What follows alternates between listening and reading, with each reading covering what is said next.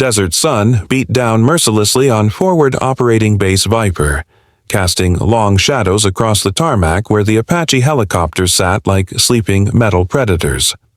Staff Sergeant Elena Vasquez moved with practiced precision between the aircraft, her camouflage uniform dark with sweat as she supervised the ammunition loading process. The heat shimmered off the concrete in waves, creating an almost dreamlike distortion that made the distant mountains appear to dance on the horizon. Elena had been doing this job for 3 years now, ever since she'd transferred from infantry to aviation ordnance. Her hands moved automatically as she checked each Hellfire missile, each 30-minute round, ensuring that every piece of ammunition was properly secured and ready for the mission ahead. The weight of responsibility never left her shoulders. She knew that the lives of the pilots and the success of their missions depended on her meticulous attention to detail. The Apache she was currently working on belonged to Captain Jake Morrison, a pilot she'd only seen from a distance before today. He had a reputation among the crew chiefs as being demanding but fair, the kind of officer who would buy his ground crew beers after a successful mission, but wouldn't hesitate to write someone up if they cut corners on safety. Elena respected that kind of leadership, even if it made her nervous to work on his aircraft. As she bent down to inspect the missile rack assembly, her uniform sleeve rode up slightly, revealing just a hint of the intricate tattoo that wrapped around her forearm. It was something she'd kept carefully hidden since arriving at the base, always wearing long sleeves even in the scorching heat, always making sure her uniform regulations were followed to the letter. The tattoo was personal, deeply meaningful, and definitely not something she wanted to explain to her commanding officers. The sound of approaching footsteps made her look up, quickly tugging her sleeve back down as she saw Captain Morrison walking toward his aircraft. He was earlier than expected. The mission briefing wasn't scheduled to begin for another hour. Elena straightened to attention, preparing to give him the standard ammunition load report, but something in his expression made her pause. Morrison's eyes were fixed on her arm, specifically on the spot where her tattoo had been momentarily visible. His face had gone completely pale beneath his tan, and he'd stopped walking altogether, as if he'd suddenly forgotten how to put one foot in front of the other.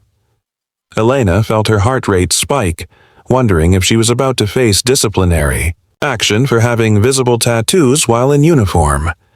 "Sir," she said carefully, maintaining her professional composure despite the confusion and growing anxiety she felt, "the ammunition load is proceeding on schedule. We should have you fully armed and ready within the next 20 minutes. But Morrison didn't seem to hear her words. He was still staring at her arm, his mouth slightly open, his hands trembling as they hung at his sides.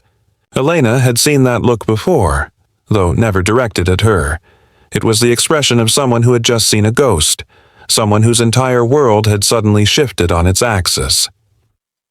The silence stretched between them, broken only by the distant sounds of helicopters warming up on other parts of the flight line and the occasional shout from other crew members. Elena could feel sweat beading on her forehead, though whether from the heat or from nerves, she couldn't tell. She glanced around, wondering if other personnel had noticed the captain's strange behavior, but everyone else seemed focused on their own preparations. Morrison took a shaky step forward, then another, his eyes never leaving her arm. When he spoke, his voice was barely above a whisper, hoarse with emotion that Elena couldn't identify. "That tattoo," he said, the words seeming to catch in his throat. Where did you get that tattoo?" Elena's hand instinctively moved to cover the hidden artwork beneath her sleeve. Her mind raced through possible responses, weighing her options. She could lie, claim it was just something she'd gotten on a whim during a weekend leave. She could deflect, remind him that they had a mission to prepare for. Or she could tell the truth, a truth that she'd never shared with anyone in the military, a truth that could change everything. The tattoo wasn't just decorative art, it was a memorial, a promise, a piece of her heart permanently etched into her skin. Every line, every shade, every detail had been carefully planned and executed to honor someone who meant everything to her, someone she'd lost in the most devastating way possible. The tattoo told a story that began 12 years ago in a small town in New Mexico, a story that had shaped every decision she'd made since, including her decision to enlist in the Army. Looking at Morrison's face, seeing the raw emotion there, Elena began to suspect that her carefully guarded secret might not be as secret as she'd thought. There was recognition in his eyes, not just of the tattoo itself, but of what it represented. Somehow, impossibly, this pilot she'd never really spoken to before seemed to know exactly what the hidden artwork meant. Her voice, when she finally found it, was steady despite the storm of emotions brewing inside her.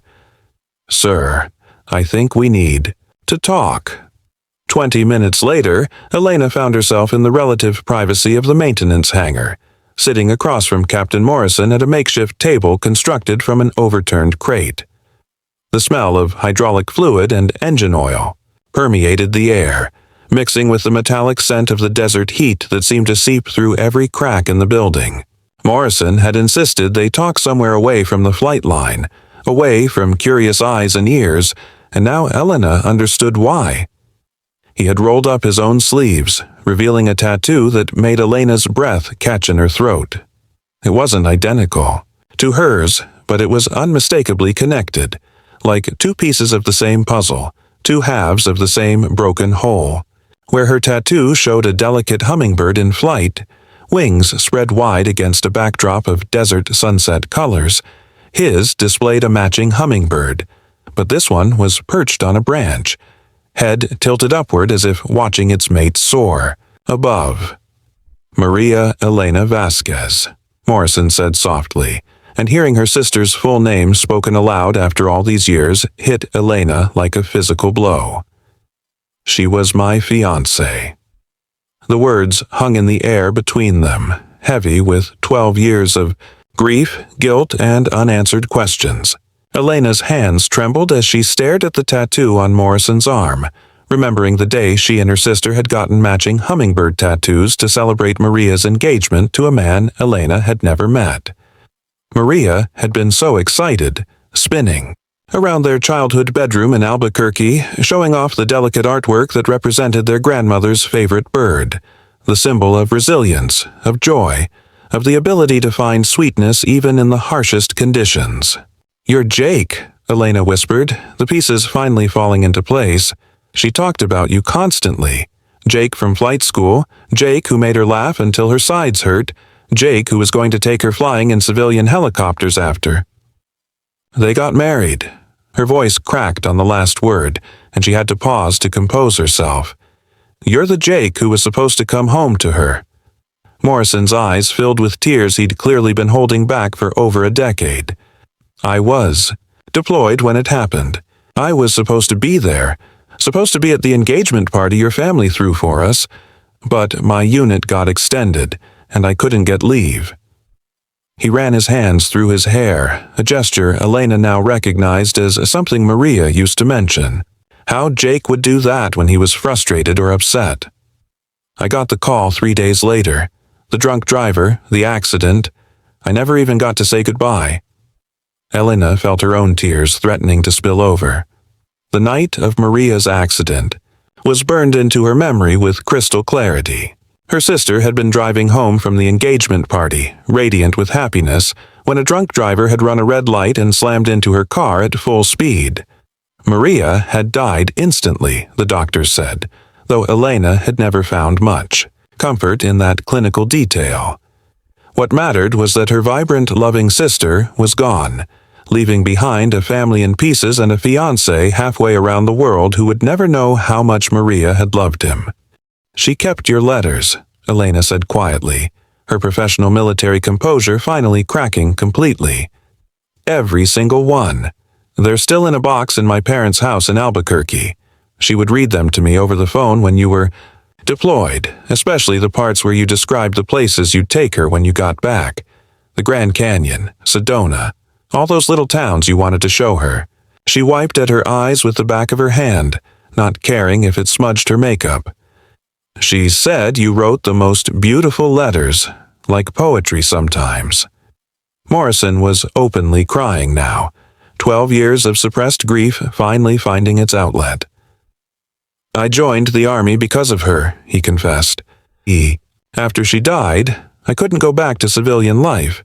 Couldn't imagine flying tourists around scenic routes when all I could think about was how I'd never get to share those views with her. Military service felt like a way to honor what we'd planned to build together. Does that make sense?" Elena nodded, understanding flooding through her. "That's why I enlisted too. I was going to be a teacher, elementary education, but after Maria died, everything felt pointless. I thought if I joined the military, if I served something bigger than myself, maybe I could find a way to make her proud." She looked down at her covered tattoo, then back at Morrison's exposed one. "I never thought I'd meet someone else who was carrying the same loss." The revelation created an unexpected bond between them, a shared understanding that went deeper than rank or military protocol. They sat in silence for several minutes, each processing the incredible coincidence that had brought them together on this desert base, working on the same aircraft, carrying matching pieces of Maria's memory etched into their skin. But as the initial shock began to fade, Elena realized there were still questions that needed answers. "Jake," she said carefully, "when Maria died, our family tried to reach you. We wanted you at the funeral, wanted to honor the fact that she was engaged, that you were going to be part of our family. But your unit said they couldn't make contact." Morrison's face darkened and Elena could see anger flickering behind his tears. "I never got those messages. Command told me there had been communication difficulties, but they never said her family had tried to reach me. I thought maybe her family blamed me for not being there, for not protecting her somehow." He clenched his fists, and Elena could see the guilt he'd been carrying all these years written across his features. "I've been living with the belief that I was forgotten, that I didn't matter to anyone who knew Maria."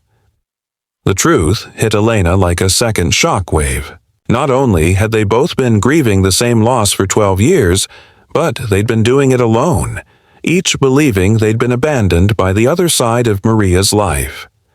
The cruel irony of miscommunication and military bureaucracy had robbed them both of the comfort they might have found in shared mourning, in shared memories of the woman they'd both loved. "We have so much to tell each other," Elena said, her voice thick with emotion. "So many stories about Maria that we've never shared. She talked about you constantly in her letters to me, and I have things she wanted you to know, things she made me promise to tell you if something ever happened to her." Morrison's eyes widened. "She said that?" Maria was always practical, even when she was being romantic. She said that loving someone in the military meant preparing for the possibility that time might be cut short. Elena's voice grew stronger as she spoke, channeled through her sister's memory. "She made me promise that if anything happened to her, I would find you and tell you that loving you was the best decision she ever made. That she died happy because she knew what it felt like to be completely, utterly loved by someone worth loving." The words hung between them like a bridge across 12 years of separation, grief, and misunderstanding. Morrison buried his face in his hands, his shoulders shaking with silent sobs, while Elena reached across the makeshift table and gently touched his arm. The same arm that bore the hummingbird that had been watching over Maria's memory all these years. Neither of them heard the approaching footsteps until it was too late. "Captain Morrison, Staff Sergeant Vasquez, what the hell is going on here?" The voice belonged to Lieutenant Colonel Patricia Hayes, the base's executive officer, whose reputation for being able to appear anywhere at any time had earned her the nickname the Ghost among the enlisted personnel. Elena shot to her feet so quickly she nearly knocked over the makeshift table, snapping to attention with military precision despite the tears still wet on her cheeks. Morrison was only a fraction of a second behind her, both of them acutely aware of how this scene must look to their superior officer, an Apache pilot and an ammunition specialist, both crying, both with exposed tattoos, huddled together in a maintenance hangar when they should have been preparing for a critical mission. Colonel Hayes stepped into the hangar, her sharp eyes taking in every detail of the scene before her. She was a compact woman in her mid-40s, with steel-gray hair pulled back in a regulation bun and the kind of bearing that suggested she'd earned her rank through competence rather than politics. Elena had heard stories about Hayes, how she'd been one of the first female combat pilots, how she'd flown missions in Iraq that had earned her a Distinguished Flying Cross, how she had zero tolerance for anything that might compromise mission. Readiness. "Ma'am," Morrison began, his voice still rough with emotion. "I can explain." "I'm sure you can, Captain." Hayes cut him off, her tone ice cold. "What I'm seeing is two soldiers who appear to have been having some kind of emotional breakdown in a maintenance facility, 30 minutes before a critical reconnaissance mission is scheduled to launch. Staff Sergeant Vasquez, are you mission capable?" Elena felt her heart sink. This was exactly the kind of situation she'd spent 3 years trying to avoid. Personal drama interfering with professional duties, emotional complications that could be seen as undermining her effectiveness as a soldier. She'd worked too hard to build her reputation as a reliable, no-nonsense NCO to have it destroyed by what looked like an inappropriate relationship with an officer. "Yes, ma'am," Elena replied firmly, forcing her voice to remain steady. "The ammunition. Load is complete and within specifications. Captain Morrison's aircraft is fully mission-ready." But Hayes wasn't satisfied with the standard response. Her eyes moved from Elena's face to Morrison's, then down to their exposed tattoos, and Elena saw something shift in the colonel's expression. The harsh lines around her eyes softened slightly, though her military bearing remained rigid. "Those are matching tattoos," Hayes observed, her voice taking on a different quality, still commanding, but with an undertone of something that might have been understanding. "Hummingbirds. That's not coincidental." Morrison and Elena exchanged a quick glance, both of them trying to calculate how much they should reveal. The military had strict regulations about fraternization between officers and enlisted personnel, and even though their relationship was innocent, even though it was rooted in shared grief rather than romance, the optics were terrible. "Ma'am," Morrison said carefully, "Staff Sergeant Vasquez and I just discovered that we have a connection, a personal connection that goes back several years before either of us was stationed here." Hayes raised an eyebrow, clearly waiting for more explanation. When none came, she stepped closer, and Elena caught a glimpse of something unexpected. A small, faded tattoo on the colonel's own wrist, barely visible beneath her watchband. It looked like a pair of wings, simple but elegant, the kind of memorial tattoo that spoke of loss and remembrance. "Let me guess," Hayes said, her voice softening further. "Someone you both cared about. Someone who's no longer with us." Elena felt tears threatening again at the colonel's unexpected perceptiveness. "My sister, ma'am. She was Captain Morrison's fiancée. She died 12 years ago, before we ever met each other. We just found out." The silence that followed was different from the tense quiet that had preceded it. Hayes studied both of their faces for a long moment, and Elena could see the wheels turning behind the colonel's eyes. As a senior officer, Hayes had undoubtedly dealt with all kinds of personal crises among her subordinates. Deaths in the family, relationship problems, the inevitable emotional toll that military service took on even the strongest soldiers. 12 years, Hayes repeated thoughtfully, and you're just finding out now that you've both been grieving the same person. She shook her head slowly. The universe has a twisted sense of humor sometimes. Elena blinked in surprise. This wasn't the response she'd expected from someone with Hayes's reputation for rigid discipline. "Ma'am," Morrison ventured, clearly as confused as Elena by the colonel's reaction. Hayes was quiet for another moment, then seemed to come to some kind of decision. "Captain Morrison, your mission is postponed for 24 hours.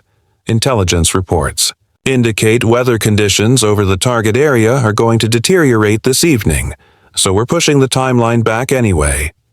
Elena felt a mixture of relief and confusion.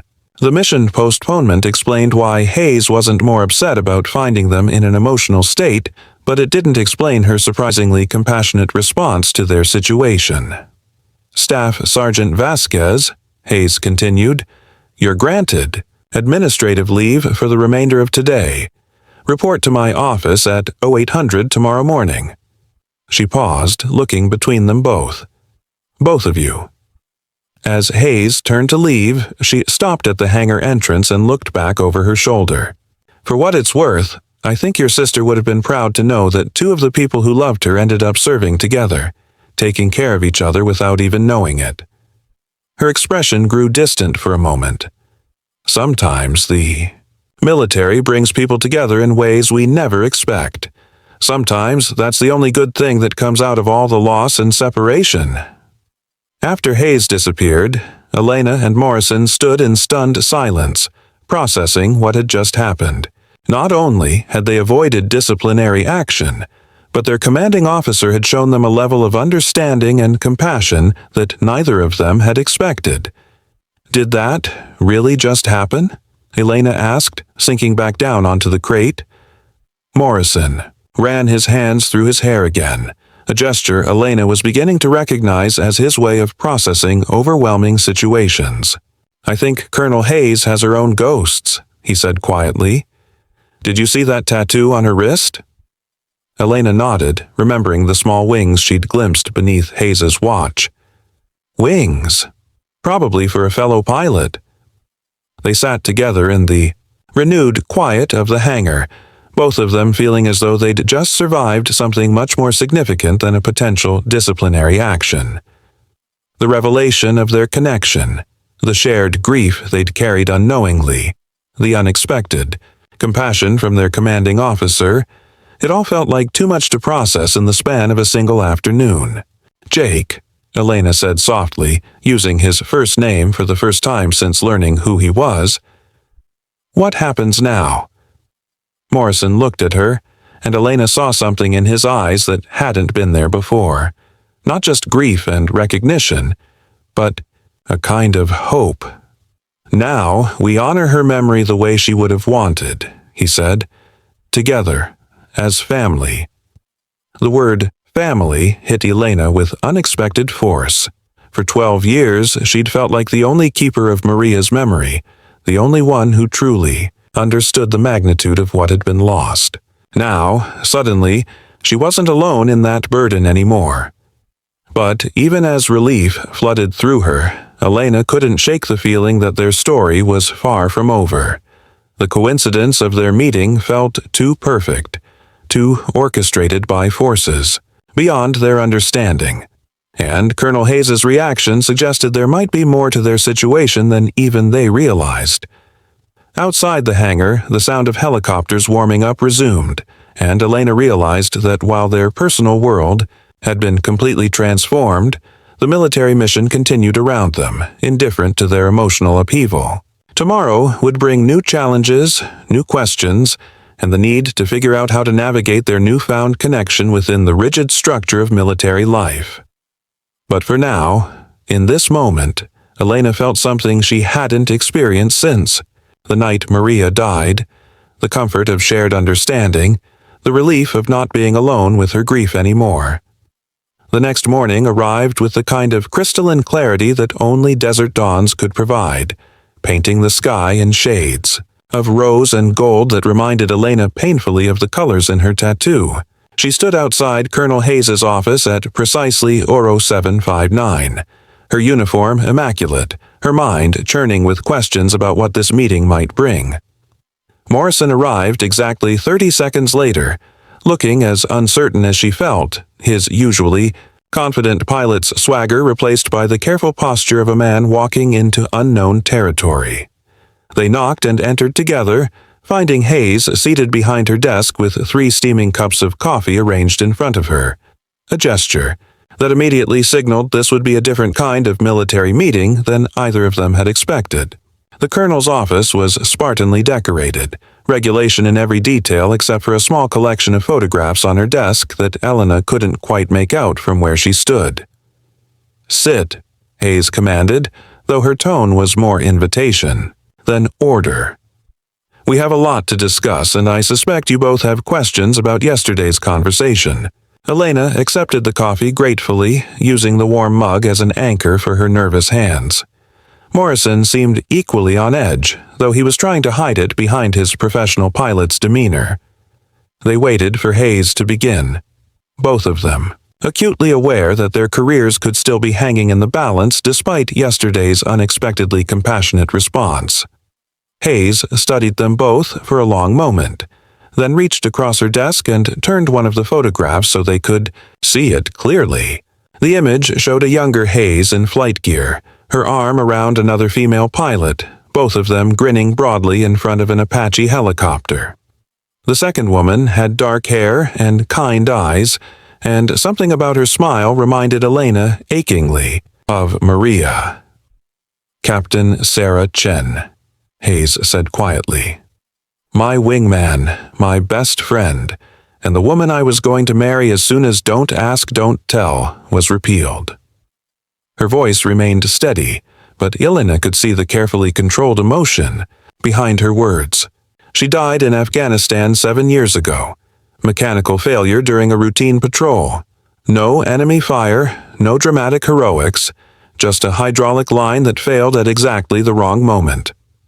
The revelation hit Elena like a physical blow, not just because of the loss Hayes had described, but because of what it revealed about their commanding officer's understanding of their situation. Hayes wasn't just showing them professional compassion, she was speaking from a place of identical grief, identical loss, identical understanding of what it meant to love someone you'd never get to build a life with. "The wings on your wrist," Morrison said softly, and Hayes nodded, pulling back her sleeve to reveal the small, elegant tattoo Elena had glimpsed the day before. Sarah's call sign was Hummingbird, Hayes continued, and Elena felt her breath catch. She was small, fast, impossible to pin down in combat, and she had this ability to find the sweetness in any situation, no matter how bitter things got. Hayes's smile was sad but genuine.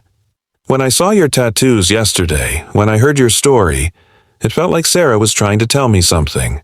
Elena found her voice, though it came out rougher than she'd intended. "What kind of something?" Hayes leaned back in her chair, her expression becoming more contemplative.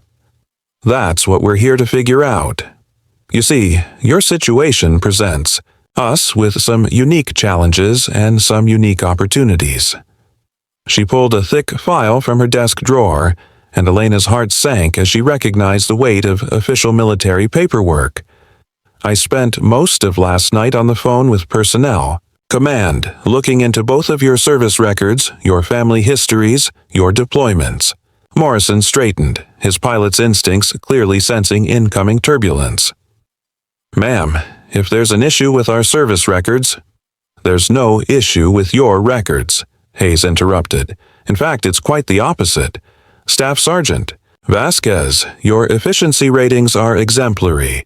You've never had a safety incident, never failed an inspection, and your superiors consistently rate you as exceeding standards in every category. Captain Morrison, your flight record is equally impressive. You've logged more combat hours than pilots with twice your time in service, and your mission success rate is in the 98th percentile." Elena felt a mixture of pride and confusion. "Then what's the problem, ma'am?" Hayes was quiet for a moment, seeming to choose her words carefully. "The problem is that the Army doesn't typically know what to do with situations like yours.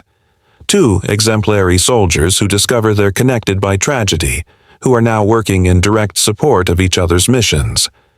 There are regulations about personal relationships between officers and enlisted personnel, regulations about potential conflicts of interest, regulations about emotional stability and mission readiness." Elena's heart began to sink, the brief hope she'd felt yesterday threatening to evaporate. She'd known this was too good to be true, known that the military wouldn't simply allow their personal connection to exist without consequences. But Hayes wasn't finished. "However," she continued, "there are also regulations about family members serving together, about the importance of morale and unit cohesion, about recognizing exceptional circumstances that might require creative solutions. She opened the file and pulled out several official-looking documents. After reviewing your situation and consulting with my superiors, I've been authorized to offer you both a choice.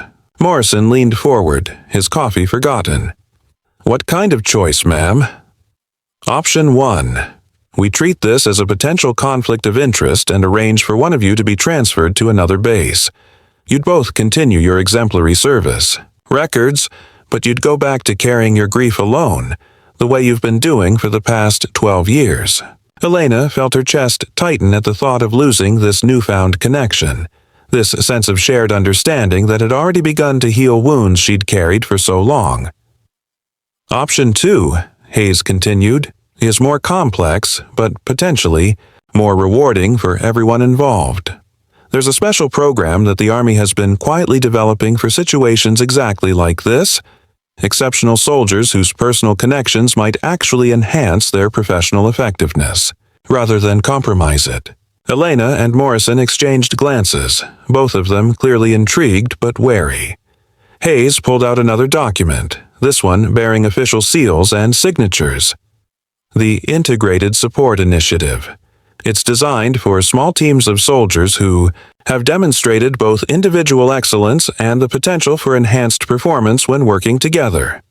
Think of it as a pilot program, no pun intended, Captain Morrison, for maximizing the effectiveness of personnel who have strong personal bonds. What would that mean, practically speaking? Elena asked, her mind racing through the implications. It would mean that instead of trying to separate you or pretend your connection doesn't exist, we would officially recognize it and structure your assignments around it, Hayes explained.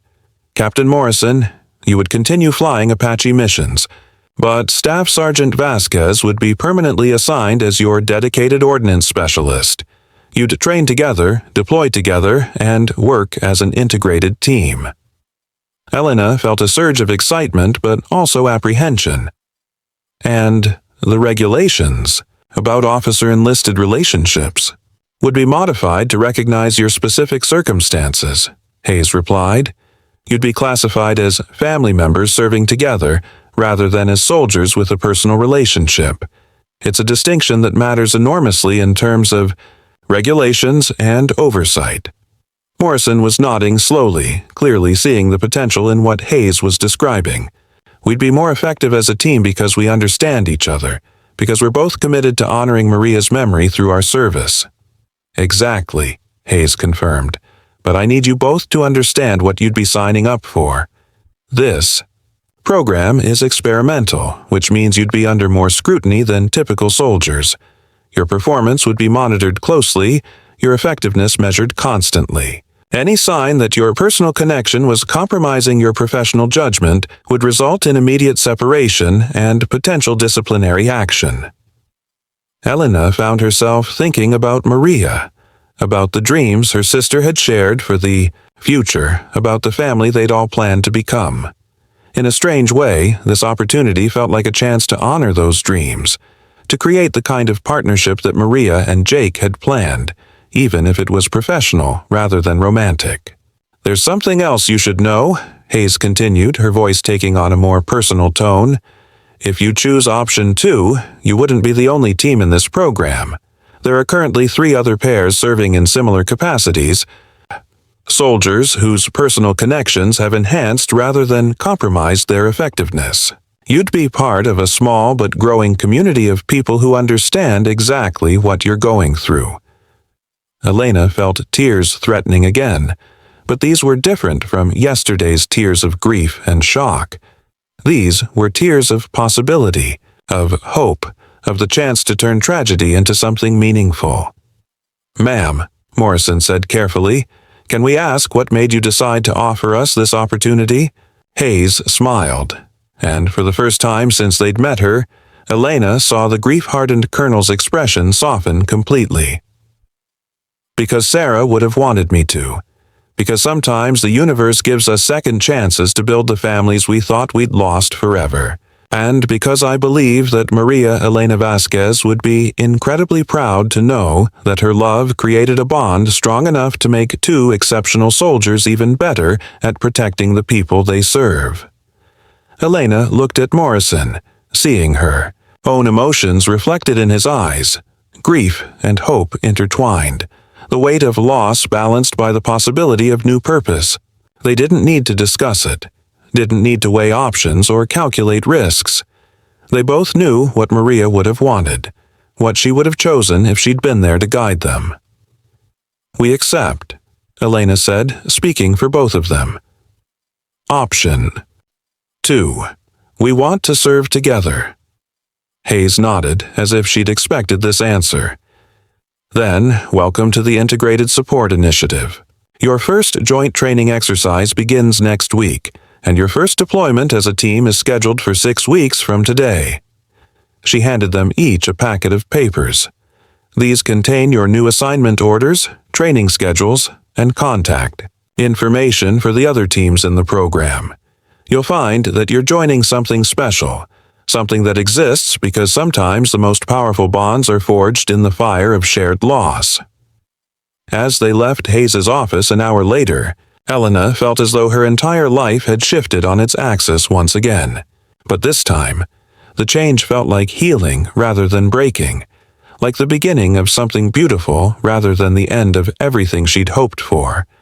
Walking across the base with Morrison, with Jake, with her sister's fiancé, who was now officially her military partner, Elena found herself thinking about hummingbirds, about their incredible endurance despite their tiny size, about their ability to fly backwards and forwards with equal grace, about their relentless search for sweetness even in the harshest environments.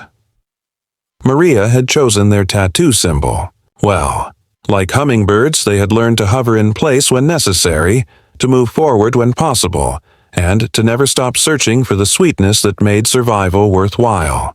Now, finally, they would search together, carrying Maria's memory not as a burden, but as a blessing, not as an ending, but as a beginning, of something she never could have imagined but would undoubtedly have loved. The desert sun was climbing toward its daily peak, casting sharp shadows across the tarmac where the Apache helicopters waited for their next mission. But for the first time in 12 years, Elena wasn't walking toward those shadows alone. She had found her partner, her family, her way of turning grief into purpose and love into service. And somewhere in the vast blue sky above them, Elena could almost feel Maria smiling, watching her hummingbirds finally flying together, finally finding their way home.